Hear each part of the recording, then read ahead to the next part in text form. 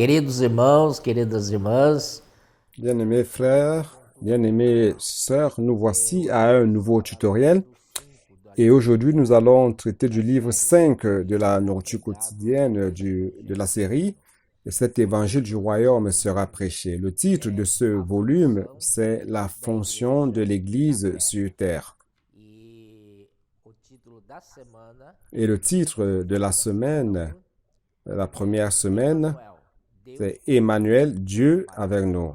Matthieu 1, 22 à 23. Donc nous allons parler de ce thème, Emmanuel, Dieu avec nous. Et lundi, le titre de lundi de la première semaine, c'est Jésus, la semence de la femme.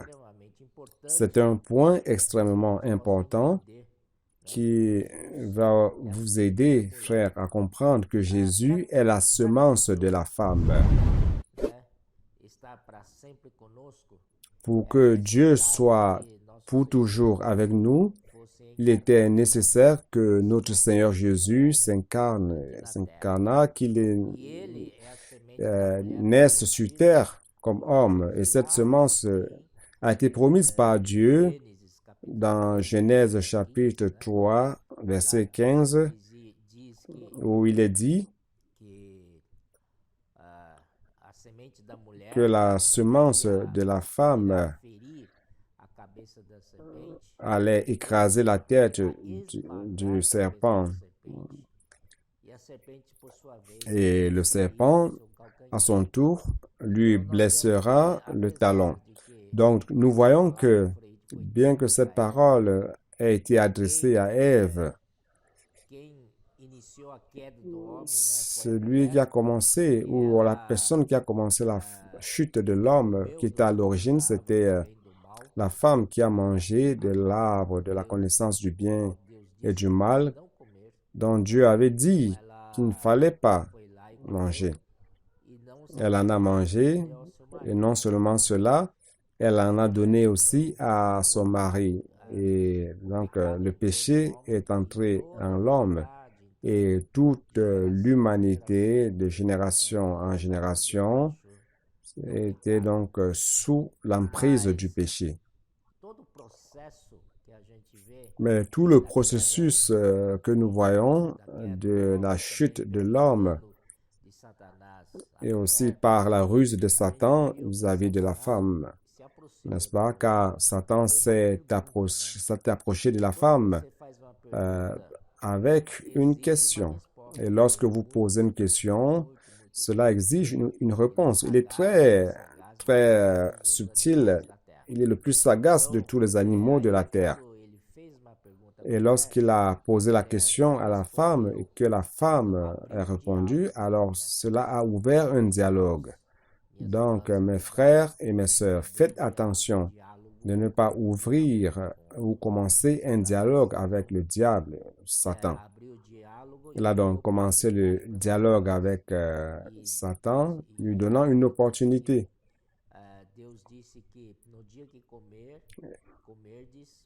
Dieu a dit, le jour où vous en mangerez, certainement vous mourrez. Et Satan a affirmé en disant que certainement vous ne mourrez pas. Donc, totalement le contraire de ce que Dieu a dit. Donc, en fait, il est le roi de la tromperie et le roi du mensonge, comme il est écrit dans Jean 8, 44. Il a dit, Dieu ne veut pas que vous mangiez de cet arbre parce que vous serez des connaisseurs tout comme lui. Ça, c'est une autre chose qui a mis le dilemme dans le cœur de l'homme. Il a dit, waouh, alors je serai donc égal à Dieu. Cela est très subtil et j'espère que nous n'allons pas tomber dans cette tromperie. Donc, de toute façon, nous avons l'habitude de mettre la culpabilité sur la femme car c'est par elle que tout a commencé. C'est elle qui a ouvert la porte à l'entrée du péché dans l'homme. Mais Dieu a utilisé cette femme qui a péché pour aussi donner une promesse. Cette même femme allait engendrer d'un enfant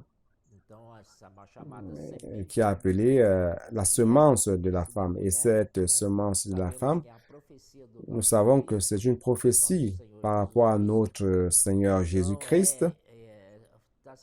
Donc, cela se réfère à lui. Et nous allons voir dans Matthieu 1, 23, dans le Nouveau Testament, qui dit ceci.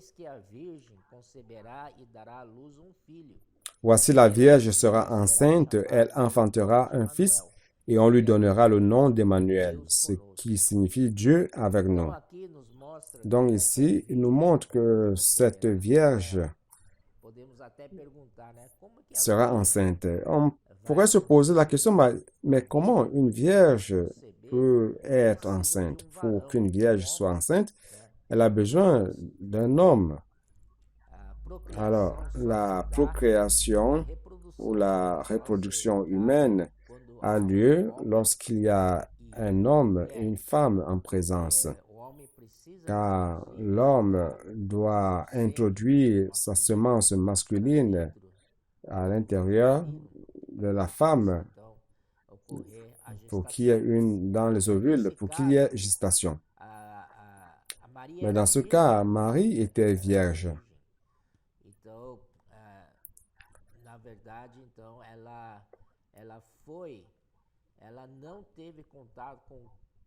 En fait, elle n'avait eu aucun contact avec un homme jusqu'alors. Alors, elle a été enceintée par l'Esprit Saint, par l'effet de l'Esprit Saint. Et celui qui est né d'elle, notre Seigneur Jésus-Christ, est né sans péché. Parce que le péché venait sous la forme d'héritage, de père au fils, au petit-fils, etc. Et toute l'humanité était contaminée à cause de l'homme qui continuait à reproduire cette nature pécheresse. Mais le Seigneur Jésus, grâce au Seigneur, il a été conçu par l'Esprit Saint dans la Vierge Marie. Et il est né d'elle. Ce qui est né d'elle est de l'Esprit Saint. Donc, c'est une entité sainte. Donc, Jésus est sans péché. Donc, c'est bien expliqué, Jésus-Christ est sans péché. C'est pour cela que dans Romains, allons voir Romains chapitre 8, verset 3, qui dit ceci. Car chose impossible à la loi, parce que la chair la rendait sans force, Dieu a condamné le péché dans la chair,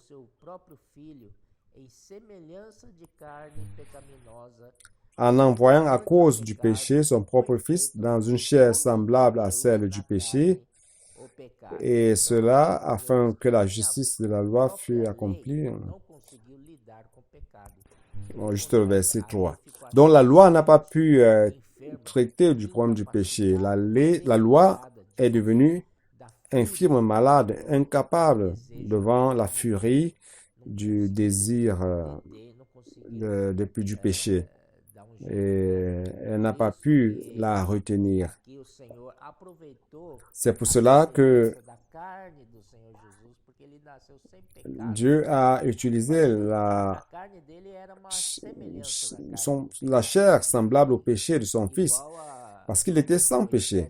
La chair était comme chair du péché, tout comme Moïse qui avait élevé une image de serpent dans le désert.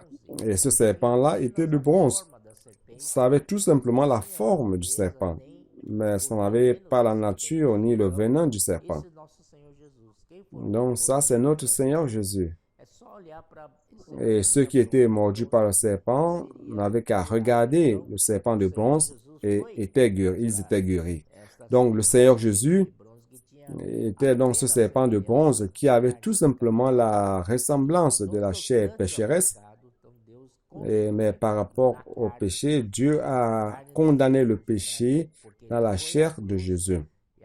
Car il est allé à la croix Et le péché est allé, et les péchés, Satan, le diable, notre vieil homme, notre ego, le monde aussi, tout cela est allé à la croix, amené par Jésus dans la chair semblable au péché, à celle du péché.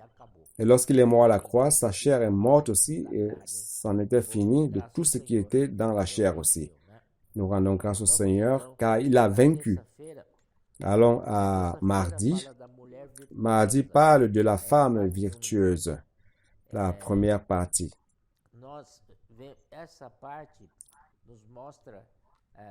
Cette partie nous montre comment il est nécessaire que l'homme ait une compagne, une femme. Donc, Genèse 2, 18, nous voyons que le Seigneur l'Éternel dit, l'Éternel Dieu dit, il n'est pas bon que l'homme soit seul, je lui ferai une aide semblable à lui.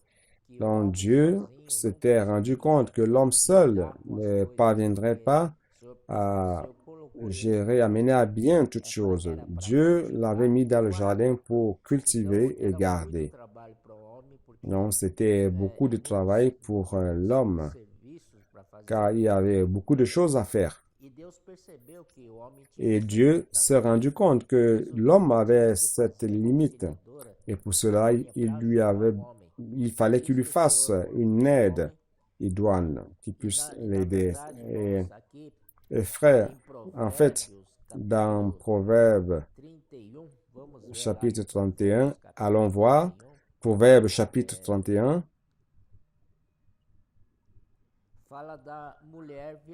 qui parle de la femme virtueuse.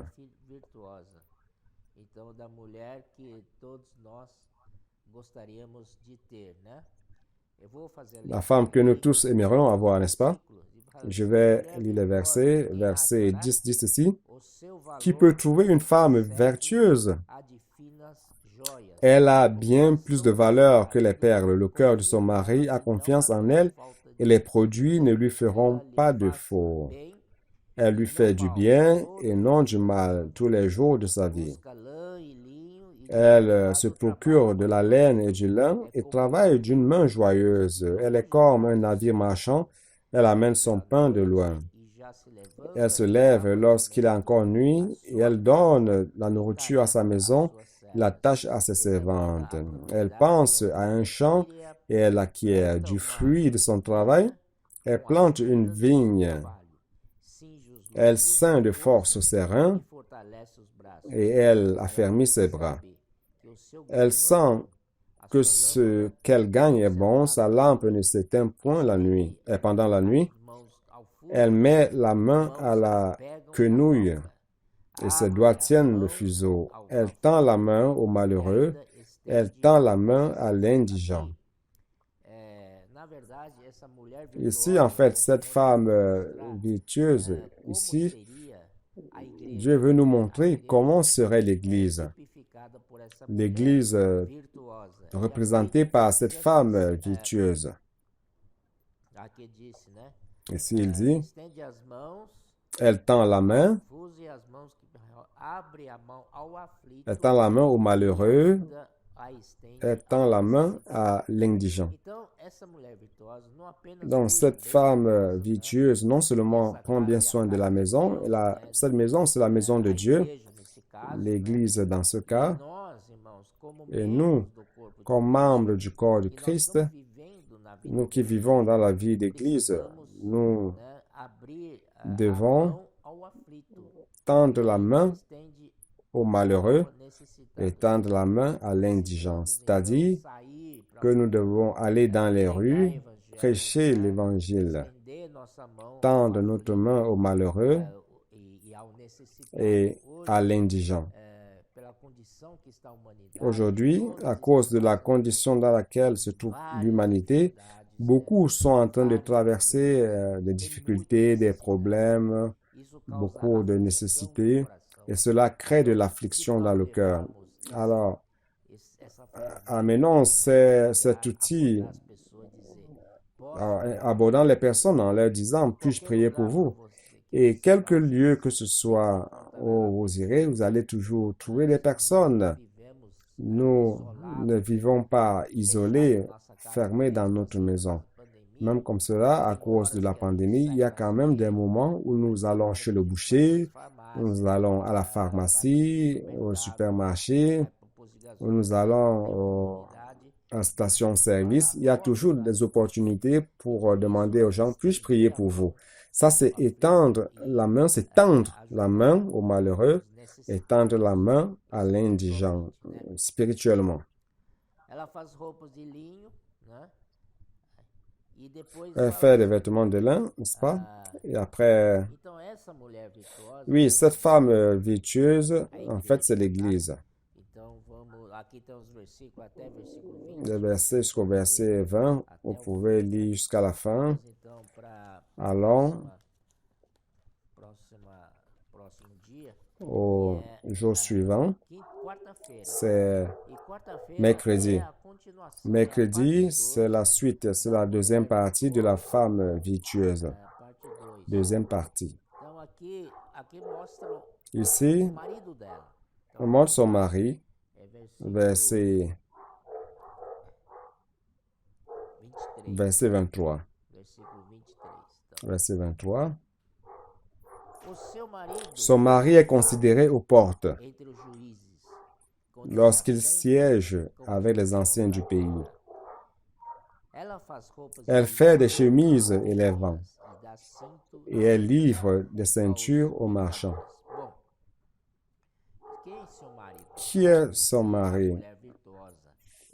La femme virtueuse, c'est l'Église. Donc, le mari, c'est notre Christ, notre chef Christ. Christ est le juge. Un jour, il reviendra pour juger. Il s'assiera sur son trône de jugement. C'est ça, notre Seigneur Jésus. Et nous voyons que dans Jean, nous avons un verset qui apporte la lumière et qui est très important. 5:22, qui dit ceci. Le Père ne juge personne, mais il a remis tout jugement au Fils, afin que tous honorent le Fils comme ils honorent le Père. Donc ici, il est clair pour nous que le Seigneur Jésus est réellement le juge, représenté dans Proverbe 31, qui parle de la femme virtueuse et de son mari qui est Christ. Il est juge assis à la droite de la majesté. L'Église coopère avec le Seigneur en tout. Et même l'Église est en train de former une armée au Seigneur. Allons voir le psaume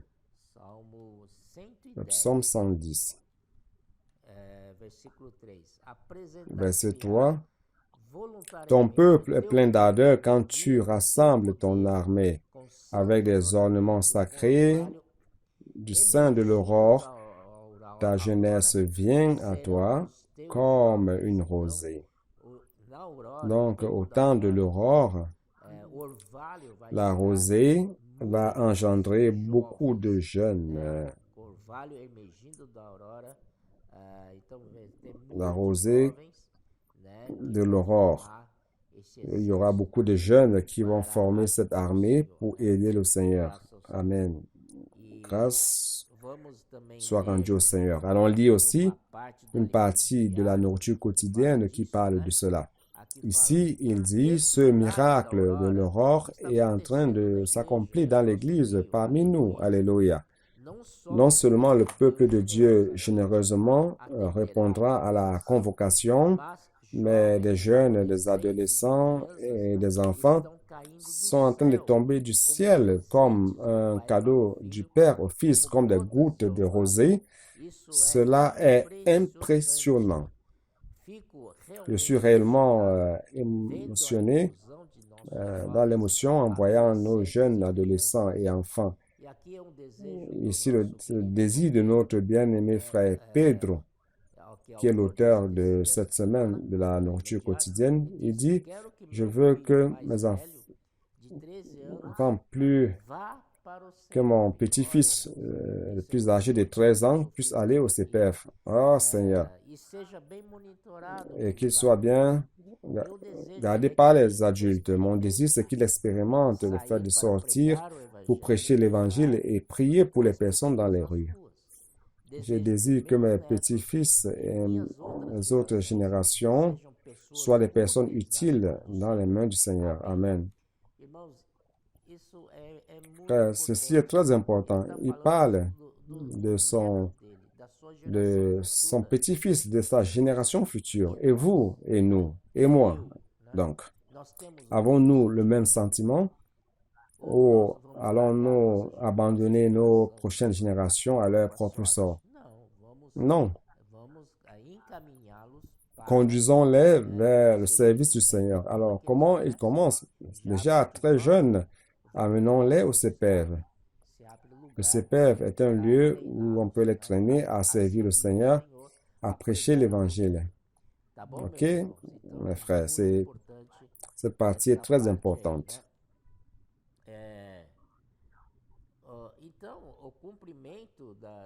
Dans l'accomplissement du chapitre 3:15 qui parle de la femme, il y a un verset ici qui montre que le Seigneur est né de la femme et non de l'homme.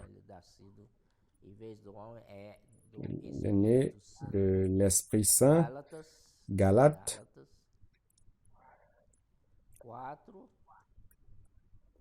4:4 qui dit ceci, mais lorsque les temps ont été accomplis, Dieu a envoyé son Fils né d'une femme, né sous la loi. Donc ici, une fois de plus, il met l'accent et prouve et confirme ce qui est dans Genèse 3:15, la semence de la femme. Ici, il dit né d'une femme. Ici, il ne dit pas né d'un homme, parce que l'homme transmet le péché, mais la femme, non. La femme est réceptrice. Dans ce cas, le Seigneur Jésus est né de la femme. Nous rendons grâce au Seigneur. Donc, dans la généalogie du Seigneur, il y a eu 4 femmes qui n'étaient pas de bonne réputation, bien au contraire, de mauvaise réputation. Mais Marie était la 5e femme. La 5e femme que Dieu a choisie. Elle a trouvé grâce devant Dieu. Mon Dieu l'a choisie pour être la mère qui devait donner la vie à notre Seigneur Jésus. Et Luc 1:31 dit, elle en sera enceinte et enfantera un fils qui sera appelé Jésus. Lorsque l'ange lui est apparu en disant cela, Marie a été très simple. Elle a dit que la volonté de Dieu soit faite. Si c'était nous, peut-être que nous allions remettre cela en question ou poser des questions à l'ange disant, mais comment cela est-il possible? Je dois avoir un enfant alors que je n'ai pas de contact avec un homme. Ça sera la honte de ma vie. Ça sera une aberration. Les gens vont se moquer de moi. Comment cela? Mais Marie, devant l'ange, a dit oui et amen. Cela montre comment elle était simple, pure et simple. C'est un exemple pour nous. C'est-à-dire que par rapport aux choses du Seigneur et à la parole du Seigneur, que nous soyons toujours simples et obéissants. Dans Luc 1:34-35, je les mentionne tout simplement. Comment a été la gestation du Seigneur? Il dit ceci, l'ange lui dit ceci, le Saint-Esprit viendra sur toi et la puissance du Très-Haut te couvrira de son ombre. Dans la puissance du Très-Haut est venue sur Marie. Donc, jeudi parle de l'enfant mâle au masculin.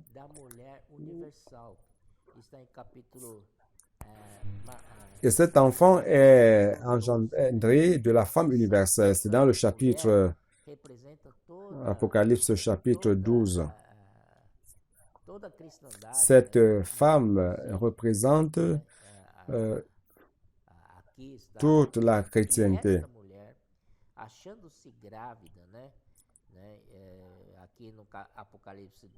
Et cette femme s'est trouvée enceinte. Apocalypse 12 dit ceci: un grand signe parut dans le ciel, une femme enveloppée du soleil, la lune sous ses pieds et une couronne de 12 étoiles sur sa tête. Elle était enceinte et elle criait, étant en travail et dans les douleurs de l'enfantement. Nous ne sommes pas là pour expliquer cette femme universelle et l'enfant mâle, parce qu'on a déjà fait cela dans le passé. Mais on veut parler de l'importance de l'enfant mâle. Alors, l'enfant mâle qui est né de la femme qui allait écraser la tête du serpent, et le Seigneur a fait cela à la croix. Et il existe un autre enfant engendré de l'Église, c'est l'enfant mâle.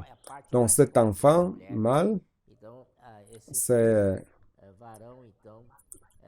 la partie la plus forte de la femme.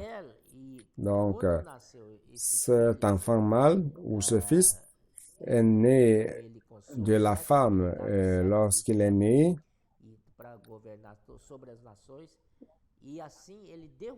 il lui a été donné le sceptre de fer pour nation, et ainsi il a vaincu Satan, faisant tomber Satan et les siens des cieux vers la terre. Dans l'Apocalypse, il dit: les cieux, réjouissez-vous, car Satan ne s'y trouvera plus. Donc, louez au Seigneur. Mais malheur à vous, habitants de la terre, car Satan est allé jusqu'à vous.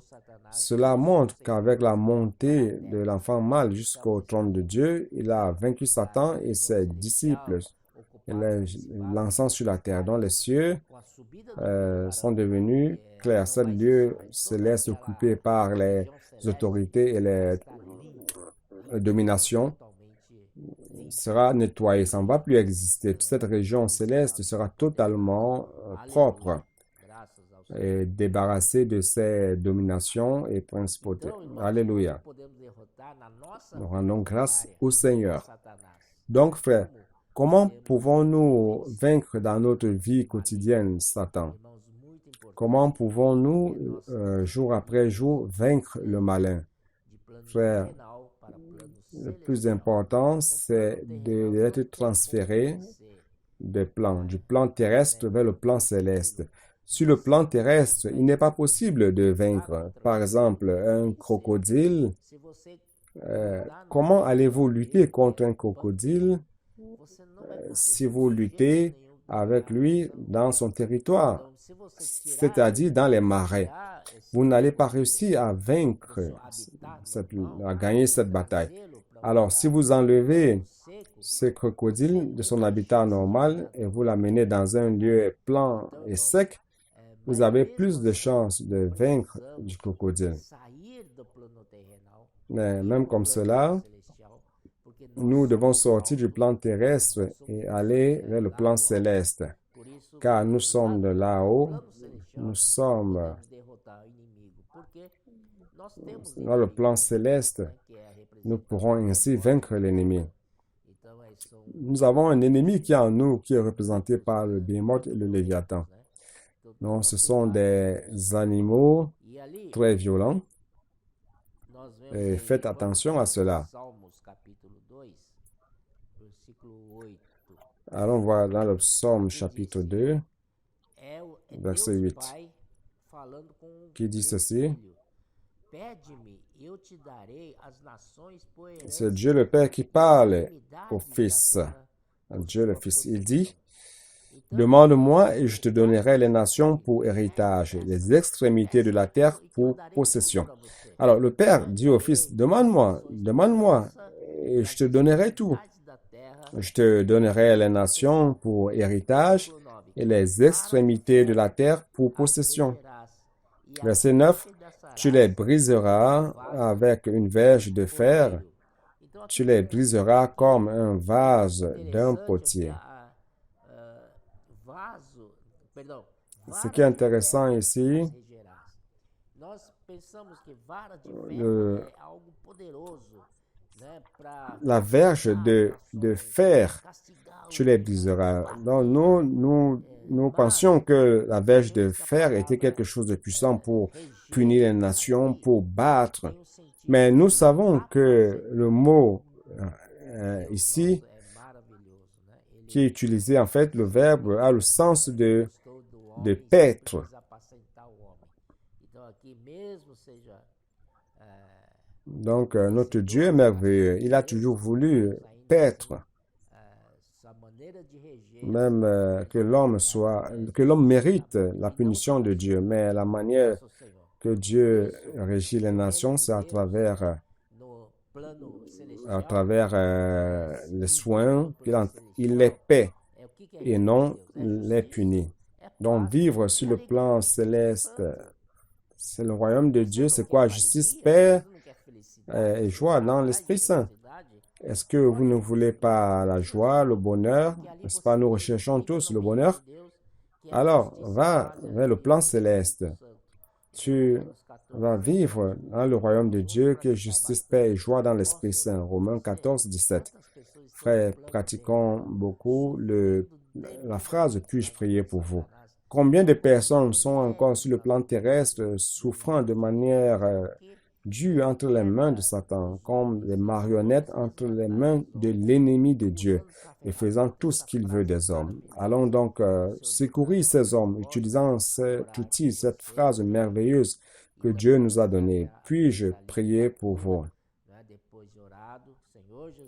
Et présenter la littérature après avoir prié, Seigneur Jésus. Que le Seigneur nous bénisse. Maintenant, allons à vendredi. Vendredi nous montre que le Seigneur Jésus est l'accomplissement de la prophétie de l'Ancien Testament. Ici, il cite Ésaïe 7. Il y a deux manières d'interpréter, car ici il dit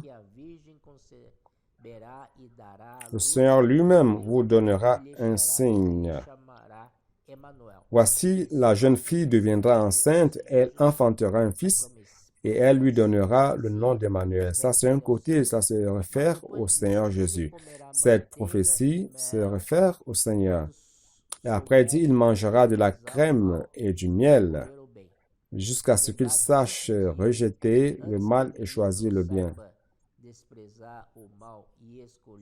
C'est-à-dire, avant que l'enfant ne sache rejeter le mal et choisir le bien, le pays dont tu crains les deux rois sera abandonné.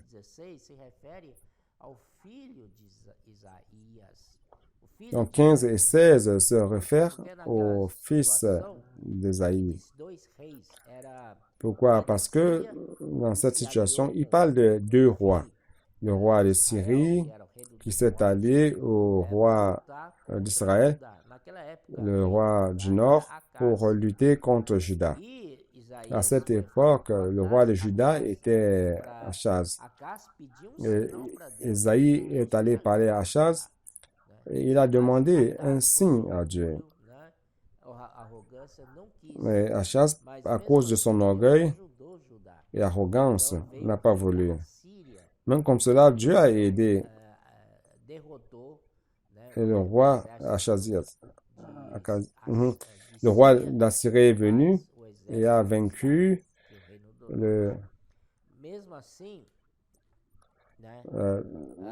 d'Israël, le roi du Nord.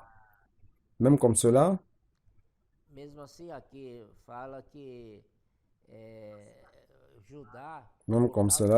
ici il dit, à cause de l'attitude du roi, il s'est couvert de honte. Quand le roi d'Assyrie est allé, il leur a arraché la tête. La tête représente la gloire, donc c'était une honte. Ça, c'est l'histoire de cette prophétie. Donc, frère, une fois de plus, 4, vamos lá, Mateus capítulo 4, Matthieu chapitre 4, allons-y. Matthieu chapitre 4, isso foi o Senhor Jesus quem disse, 17. né? Daí por diante passou Jesus a C'est le pregar Seigneur e a Jésus dizer, qui l'a dit. arrependei-vos, porque Dès ce moment, Jésus commença à prêcher et à dire, repentez-vous, car le royaume des cieux est proche. mostrar para os irmãos Donc, une fois de que plus, isso não é voltar-se nous voulons vous montrer que se repentir, ce n'est pas faire un détour de 180 degrés. Ça ne sert à rien de faire 180 degrés, un demi-tour à 180 degrés et demeurer dans la même sphère, au même niveau. Cela ne va pas vous aider. C'est le même plan du Bémoth et du Léviathan. C'est là où ils agissent. Donc, se repentir, c'est monter vers le ciel. C'est régner là au ciel. Et au ciel, le Seigneur peut compter sur son armée. Allons à samedi. Samedi dit ceci, le roi se leva, n'est-ce pas? L'évangile du royaume étant prêché à toutes les nations. Ce feu de l'évangile est en train de s'éparpiller, non seulement au Brésil, dans d'autres pays d'Amérique du Sud, mais ça s'est éparpillé aussi en Europe. Ils sont en train de pratiquer le colportage dynamique. Puis-je prier pour vous? Les frères ont adhéré à cet appel de l'Évangile. L'Amérique du Nord, le Mexique et en Asie aussi. Nous rendons grâce au Seigneur. Allons voir Ésaïe. Je pense qu'il y a un passage très important. Ésaïe chapitre 9.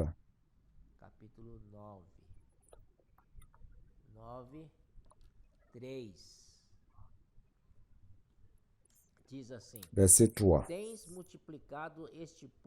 qui dit ceci, tu prends le peuple nombreux, tu rends le peuple nombreux, tu lui accordes de grandes joies.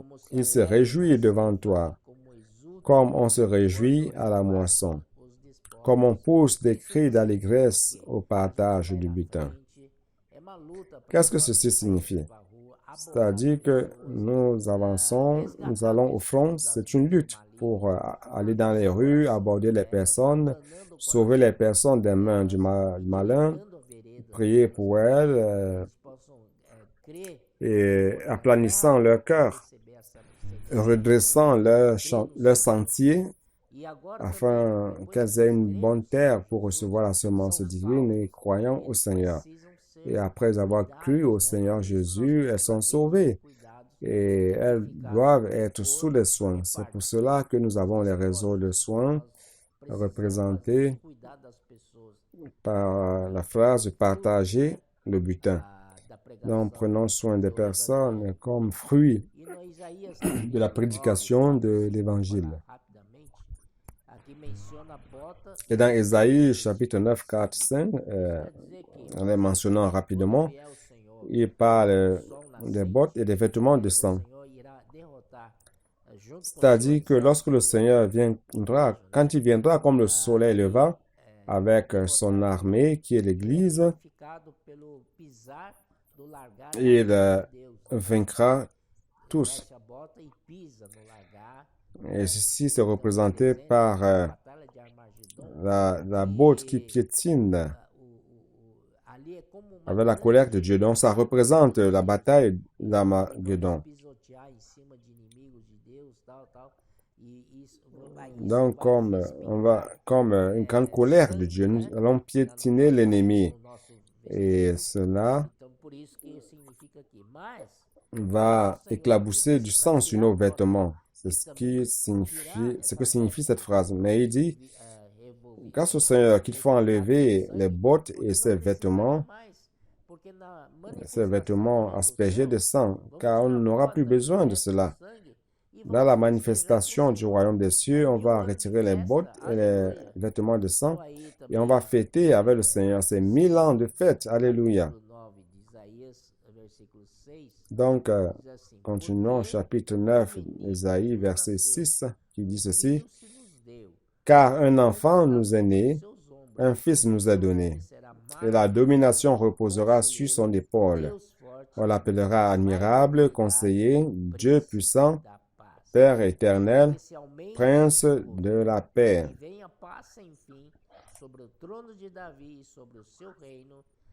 Donner à l'empire de l'accroissement et une paix sans fin au trône de David et à son royaume l'affermir, et le soutenir par le droit et par la justice dès maintenant et à toujours.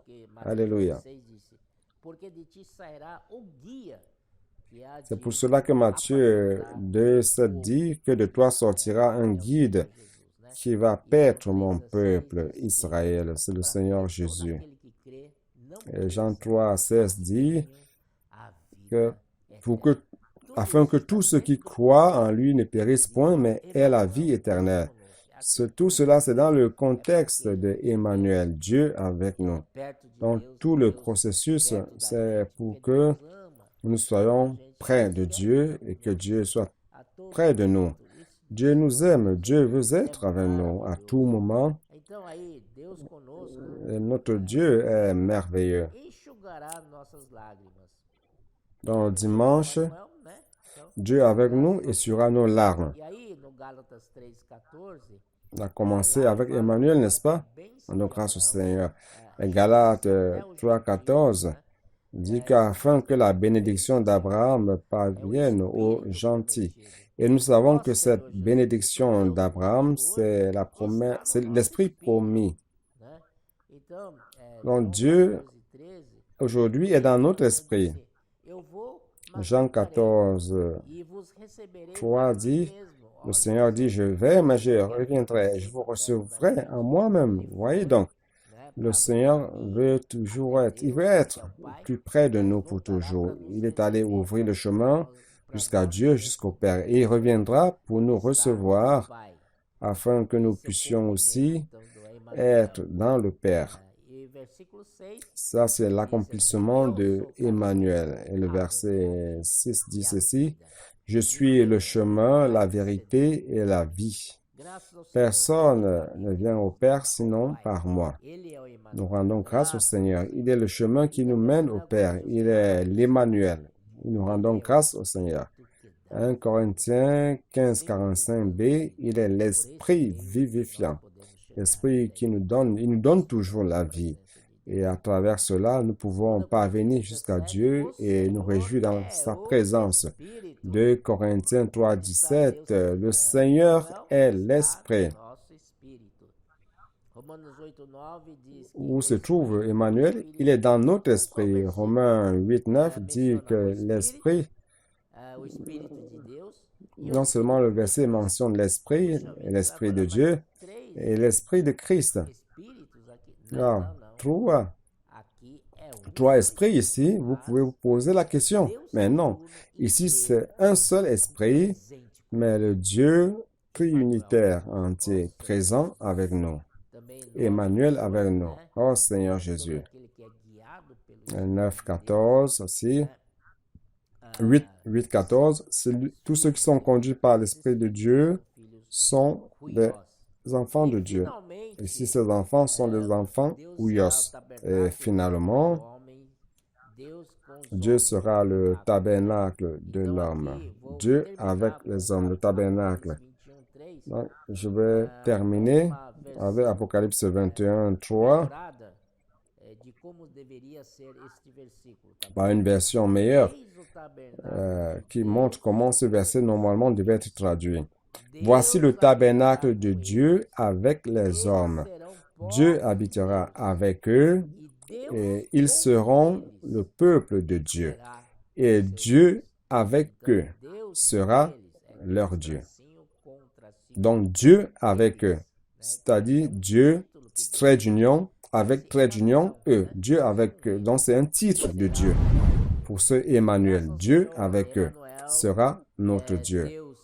Nous rendons grâce au Seigneur Emmanuel, Dieu avec les hommes. Alléluia. Frères, lisez suffisamment cette nourriture quotidienne et transmettez cela aussi aux frères afin qu'ils puissent profiter, se réjouir dans ce Emmanuel merveilleux, Dieu avec nous. Seigneur Jésus. Amen.